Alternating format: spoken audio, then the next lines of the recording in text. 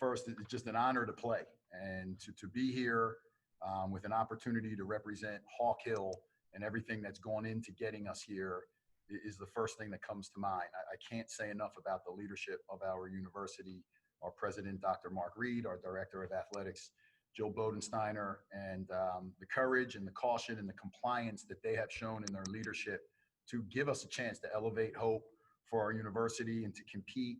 I'm very grateful. On the day of Thanksgiving, I'm very grateful. We came here to win 2 games. We didn't win the first one, so we got another opportunity tomorrow. And, it's been great to learn with this new group. It's a new core, but with all that being said, we're going to hold ourselves to a high standard and we'll learn from it. But that's secondary to just on the day of Thanksgiving being really, really grateful for a chance to play the sport that we are all so passionate about. With that, we'll open up for a few questions. If you have a question, raise your hand. You'll do that by clicking the participants button. In the bottom right-hand corner, there is a raise hand button. We'll go ahead and get started. DeMichael Cole, go ahead, please.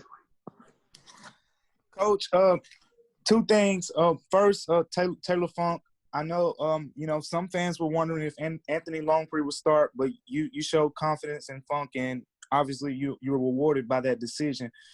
Did you expect this type of output from him? And 2, rebounding. I know you said it had to be a group effort, but why do you think the team fell short on the glass today? Well, so let me start with the first question. DeMichael, first off, let me add happy Thanksgiving to you. I hope you're well, man, there in Memphis. I have confidence in all our guys, so I expect more from Taylor. So he's capable of even more. It might not be things that are obvious to the casual fan, but to us, I just think he's even better. But I have confidence in every single guy on our team. If we put that name across the front of our chest and we go out and compete for the story, I know what they're capable of doing. The second thing is the rebounding is unacceptable.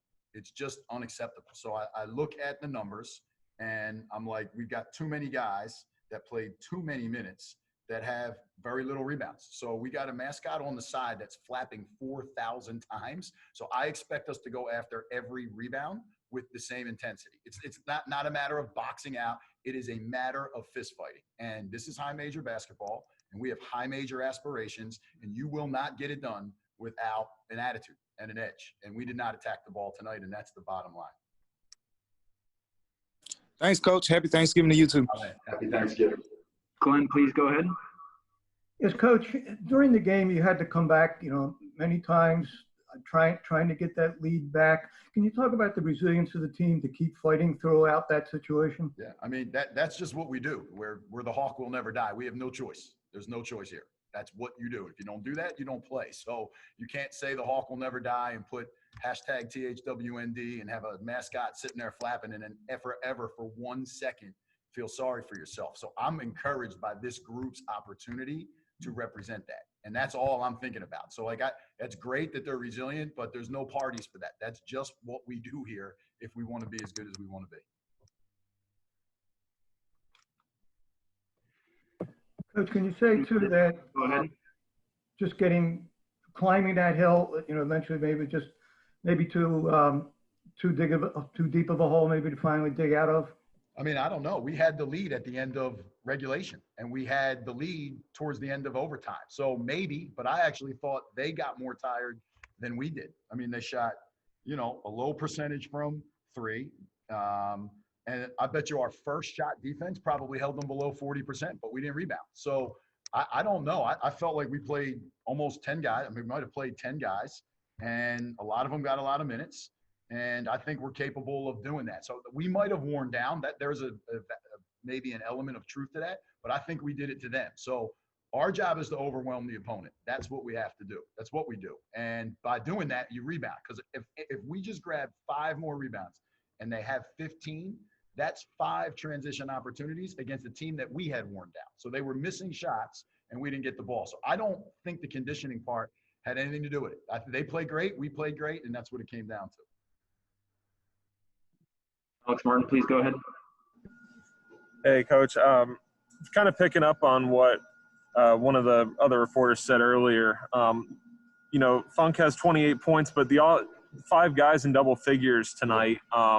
against a pretty deep Auburn team that kept rotating in guys. I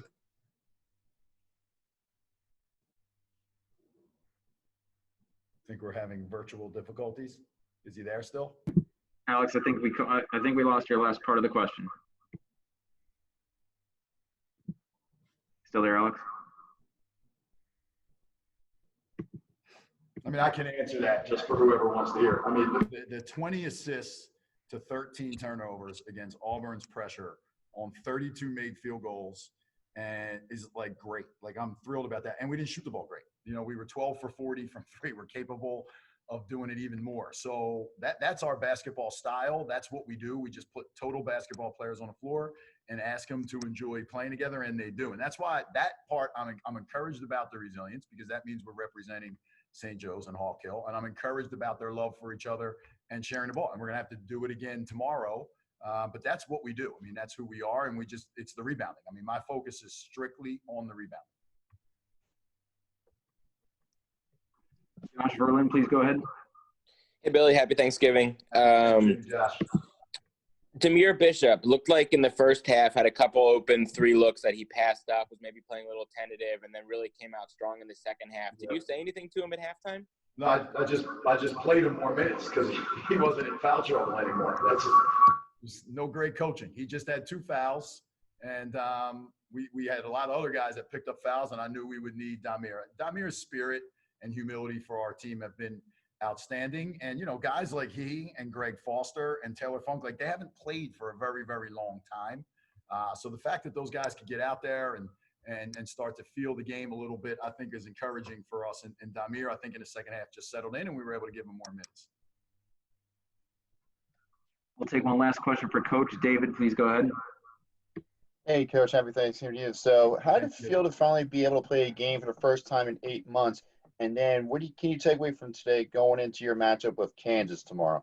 Yeah, I'll go the second one first, because I think the first part of your question is more important. I mean, our guys know clearly that there is a vision here for St. Joe's basketball that's built on the amazing tradition and history that our program has, but we're renovating and updating it. So that's our job. And we're going to play Kansas tomorrow. We're going to have to do the same thing. We're going to have to move the ball.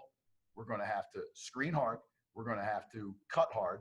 And we're going to have to rebound and keep them out of the paint. It's just that simple. There's no magic. We have to do it no matter what defense we're in. So we'll just take that into Kansas, and we'll take that into every single game we play from here on out. In terms of the first thing, I can't say it enough. Again, just the gratitude that I have. It is so hard to get here. St. Joe's has had to do so much to get us here. I'm really grateful. And they've been awesome. They've been flexible. They've held steadfast on things they need to hold steadfast on, and we're here. We're actually playing a game, and we get another one tomorrow, Lord willing. So the fact that we're just out there coaching, playing, and learning and competing, I think is great. I just can't say enough of how excited that we are to be able to represent our university, and I can't say enough thank you to our leadership for getting us here. Thank you, Coach. We'll bring Taylor up next.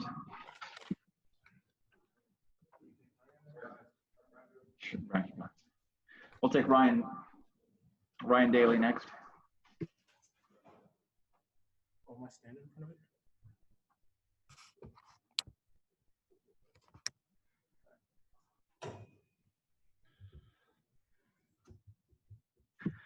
I will take a few questions for Ryan if there are any. Again, participants, bottom right, raise hand and I'll get over to you. Josh Verlin, please go ahead.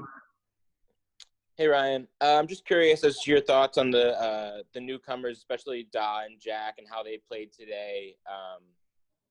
Kind of what you expected from them, more so. How do you feel like they fit in?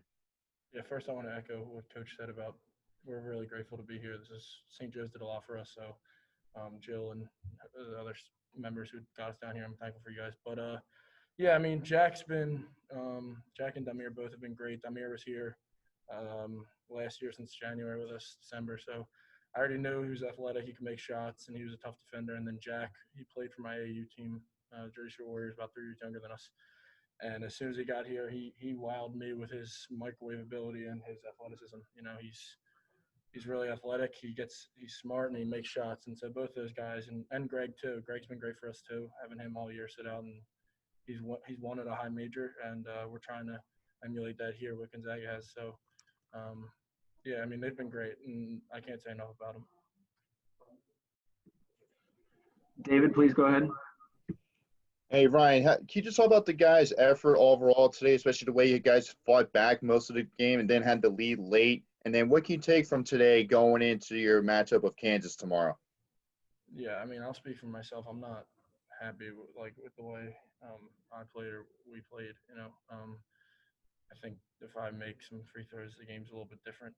I mean, I like our effort, and I like that we didn't quit, but there should never be any quitting.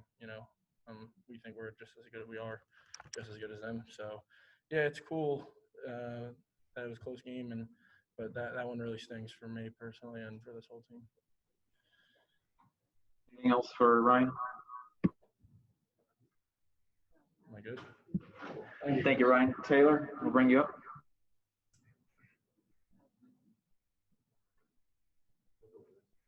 You can whatever you're more comfortable with.